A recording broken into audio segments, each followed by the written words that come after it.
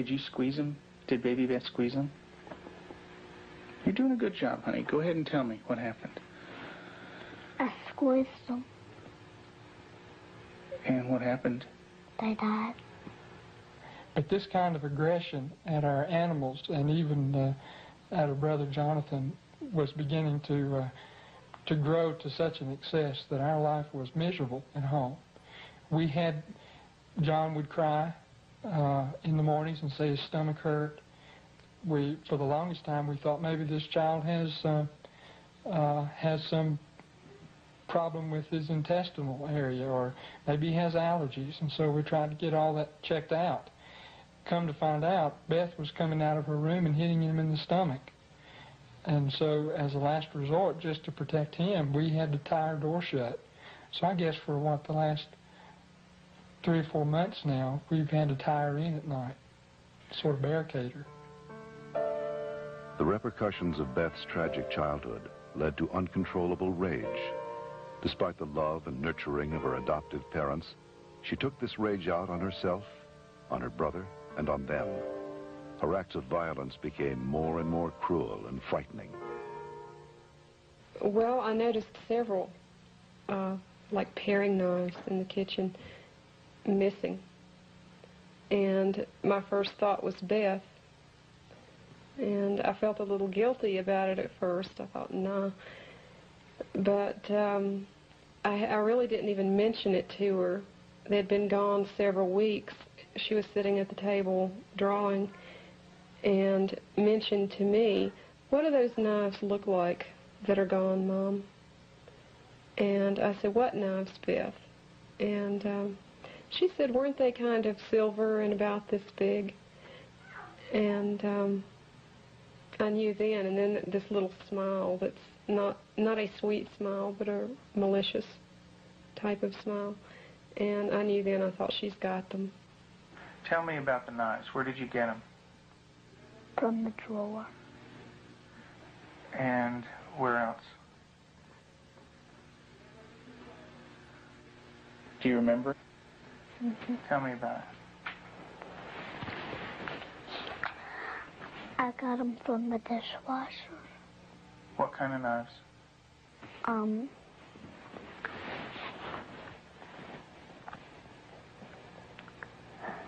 Big sharp ones. And what do you want to do with those knives? Kill John and Mommy with them, and Daddy. And when Mommy asks you about where the knives are, what do you say? I don't know where they are. What did you think she might do with the knives? My first thought was Jonathan. And the reason we thought that was that by this time, she had tried to kill John on several occasions and openly admitted that. In the basement, she was hitting his head against a cement floor. I heard his screams and ran down and had to literally pull her hands off, and she looked wild-eyed. Did you get real mad at him? Did you hit his head real hard? Tell me about it. How many times did you do it? A lot? Mm-hmm. What was the floor like? Cement. And what happened to your brother? Tell me about it. His head hurt real bad, but his chin, he had to have stitches in it. Could you stop? Use your words, Beth. No. Okay. What was your brother doing when you were doing this? Playing with the toys. Okay. Was he asking you to stop when you were doing it? What was he saying? He said, "Beth, stop." And what did you do? I didn't stop. I just kept on hurting him. What were you thinking when you were doing that? Thinking of killing him. How did you stop? What made you stop? When I heard Peter walking across the kitchen. Mm-hmm. It made me stop because I thought Mommy and Daddy would come. Okay. Did Mommy come? What did she do? She sent me to my room. Okay.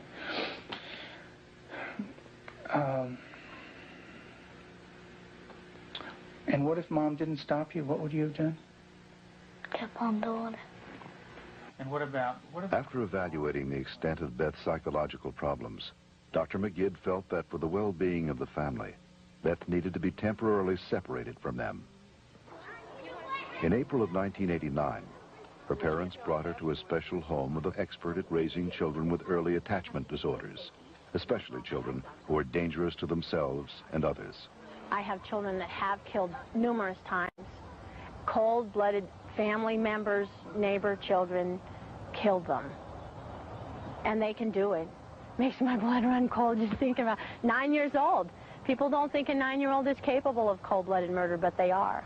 That attachment break does severe damage to the heart, the ability to care and the ability to love. If they don't care and they don't love, they're capable of anything. We're very strict about everything. Everything is completely monitored. We take complete control because a child who's unattached does not trust. And because they don't trust, they don't allow anybody to be boss of them.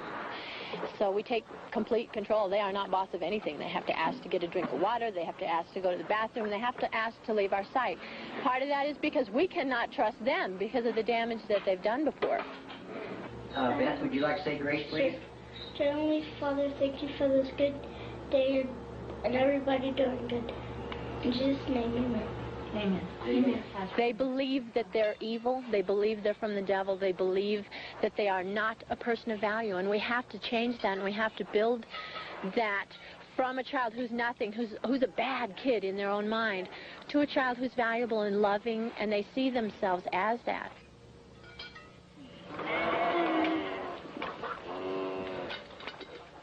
You don't have to bite this. When they do a chore well, we can say, you did a good job, you're a good worker. And then it just builds that self-esteem little by little so that they change the way that they see themselves.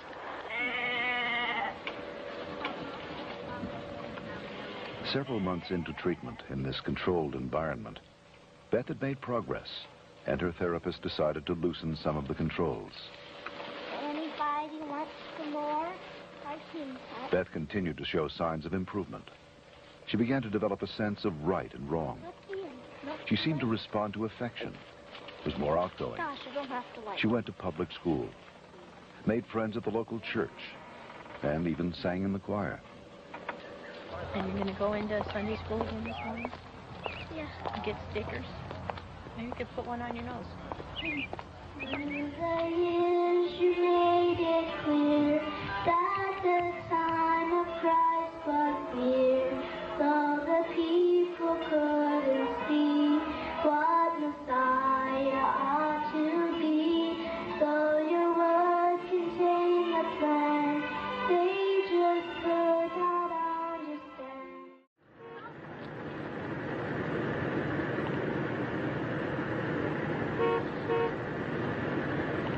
In the beginning, we couldn't trust her with anything. She was locked up at night. We had alarms on the door at night so she wasn't sneaking around doing things with the other children.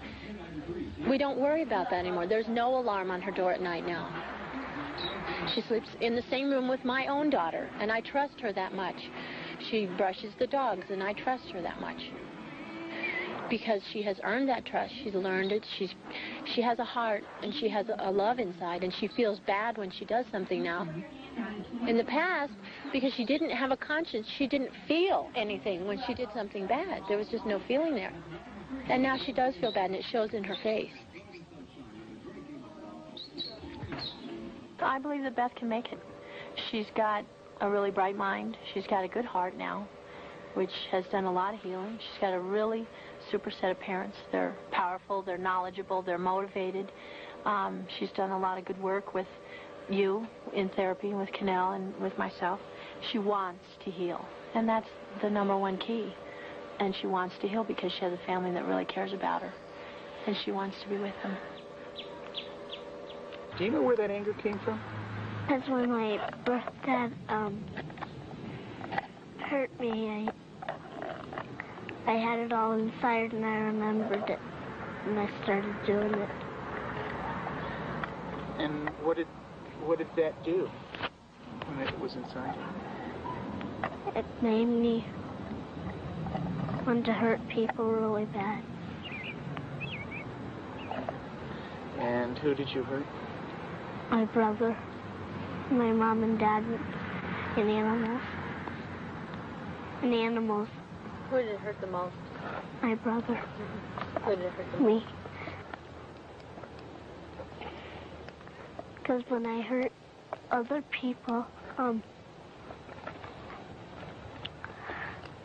hurting my good self.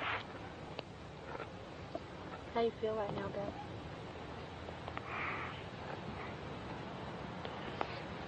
Sad. It's kind of tough to talk about, isn't it? Yes. It is. Beth gave her last interview for this film in December of 1989. Although she had made progress, she would still need extensive therapy. Not all abused children are as deeply scarred as Beth, but all abused children suffer a profound hurt for the rest of their lives. The road to recovery is long and hard for the abused child. There are more than 1 million new victims of child abuse in America every year.